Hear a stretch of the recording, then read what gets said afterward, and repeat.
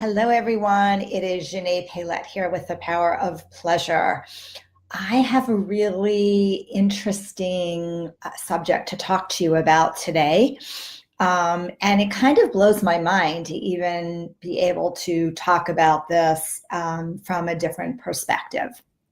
So, over the Memorial Day weekend, I was away and I took myself on a little silent retreat, which was amazing. I highly recommend that you take yourself on a silent retreat.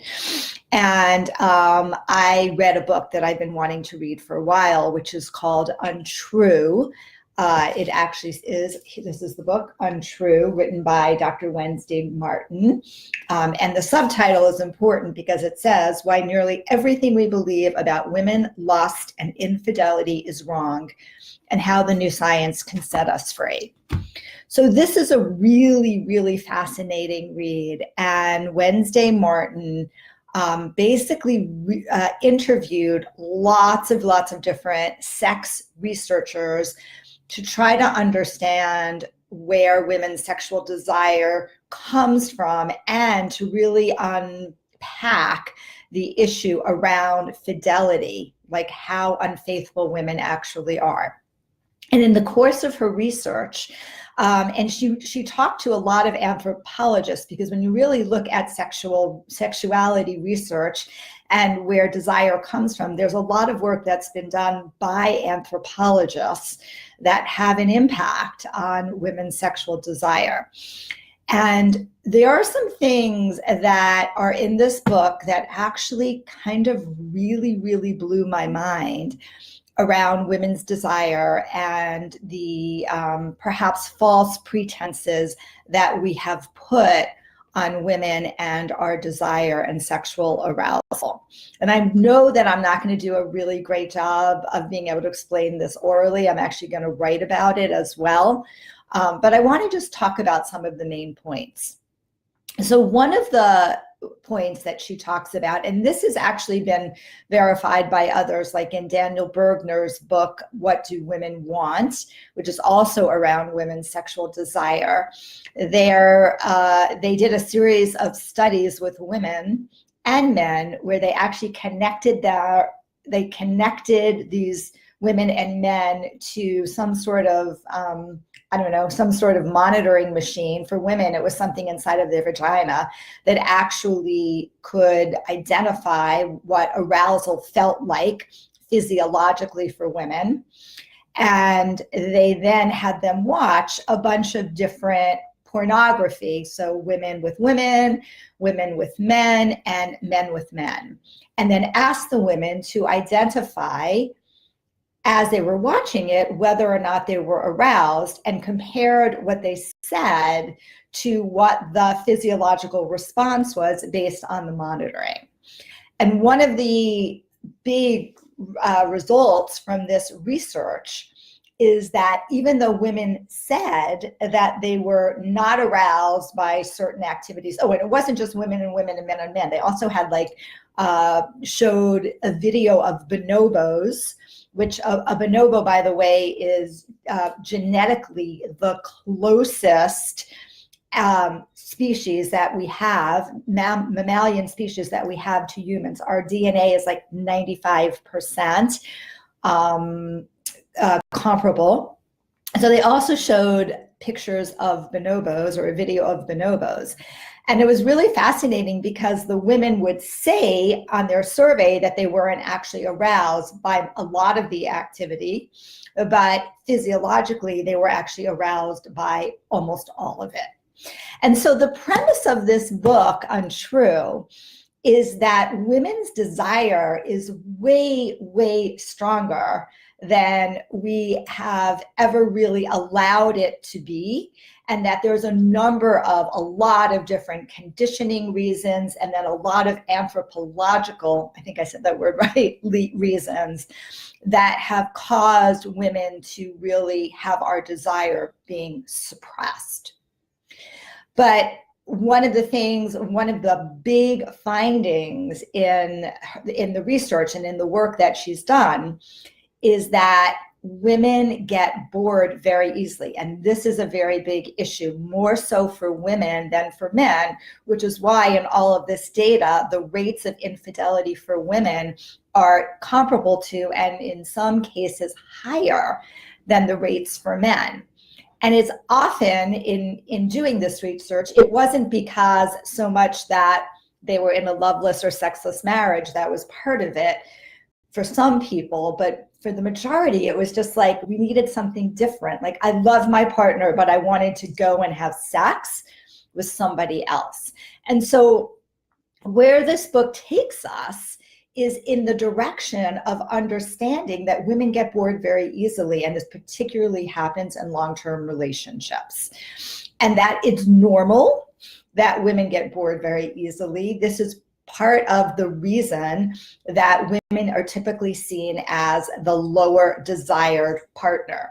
Most of the time when I see couples, when there's an issue around somebody having higher desire and somebody having lower desire, almost always it's the woman, most typically, who has the lower desire.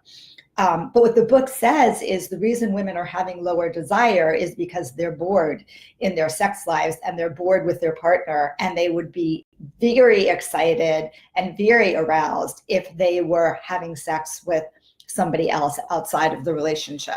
Okay, so that brings up a whole lot of different issues, and I would say that Wednesday Martin and this whole premise is very focused or geared towards saying that polyamory and having multiple sexual partners is probably one of the best ways for women to be able to maintain their sexual desire over the long term. And I don't really want to go there in the moment, even though I believe there is definitely some truth to that. But what it really brings up is like, okay, so now that we know that, we have the research that shows that women get bored really easily in their sex lives. Even if they adore and love their partner, they still get bored really easily. So the next question is, what the heck do we do about it? Unfortunately, this book did not answer the question. I listened to an interview that she did with Dan Savage, where she talked a little bit about it because he asked that question. I was really like, I was reading this whole book and I'm like, okay, you're going to have an answer, right? Like all of a sudden we're just going to have these new tools to be able to use other than telling my clients like, oh, go and open your relationship, go have an affair, which sometimes I tell clients to open the relationship or consider it. But I don't think that for most women in a monogamous relationship that is actually a good or appropriate solution. And sadly, there was no answer. So it's a great book, but there was no answer to this question. What do we do about this? So, I think that there's a couple of things. For me, as a sex and intimacy educator and coach, like I'm really trying to process this information, talk to some of my colleagues and say like, okay, how do we address this? In the context of a monogamous relationship, what are the suggestions that we can make to women and men, to couples, to be able to prevent this lack of desire happening, this boredom happening? And obviously I can say, be curious. I mean, I already say this, be curious, do different things, make sure you're not having the same type of sex, explore, go to workshops, learn new skills, learn new techniques. But, there's got to be more than that. Part of what we can suggest is, maybe you're not going to open your relationship and you're not going to have sex with somebody else, but maybe you can just be in a space with a partner where you can just talk about it.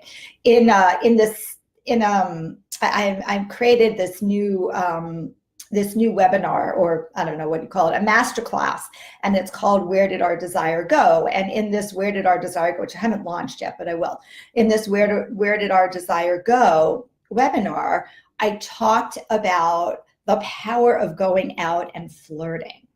Because this is another thing that this research is showing, and this is probably not surprising, that we need to feel desired and desirable in order to feel our turn on. And we tend to lose this in a long-term relationship because we take each other for granted. One of the ways to be able to do kind of a quick reset and feel desired again is to go out with a group of girlfriends to a bar or a dance party without your partners and just like allow yourselves to flirt, right? Allow yourselves to feel that interest and attraction from other men, and then take that juiced up feeling and bringing it back into the relationship. Another possibility is also just to be able to have the space to be able to talk to each other about the fact that, yeah, hey, we're human, and it's likely that we're going to be attracted to other people other than each other. And that's a normal thing. And what if we could just say and talk about, like, oh, what would it be like if you had sex with her or I had sex with her, right? So there's a lot of potential opportunities to be able to, at least in the context of fantasy or just conversation, to be able to bring in the possibility of other relationships. The other piece that was interesting, and again, for me, not that surprising, is also a lot of data about women also being very heteroflexible, more so than men. That, women are kind of like, I just want to have sex, and I'm happy to have sex with a man, I'm happy to have sex with a girlfriend, but our desire to be sexual actually crosses gender. We're much, much more gender fluid than perhaps we have given ourselves credit for. And we're definitely seeing that in the newer generations, younger generations, and the millennials, the Generation X's. Like there's a lot of gender fluidity, girls making out with girls and threesomes, and men, exploring with men. I think in our generation that we're a lot more constrained around that. Anyway, it's really kind of mind-blowing information and data. And I think it has a very, very potential big implication for how we help women connect with their desire again, especially for those of us who are in long-term relationships. So the book is called Untrue by Wednesday Martin, and it's a really fascinating read. If you're a sex geek like I am, and you're really interested in learning more about women's desire, know that you're not going to get the answer to it. I highly recommend reading that book. That's it. If you have any questions or thoughts about women's sexual desire, please feel free to share that with me in the comments below, and I will see you next week.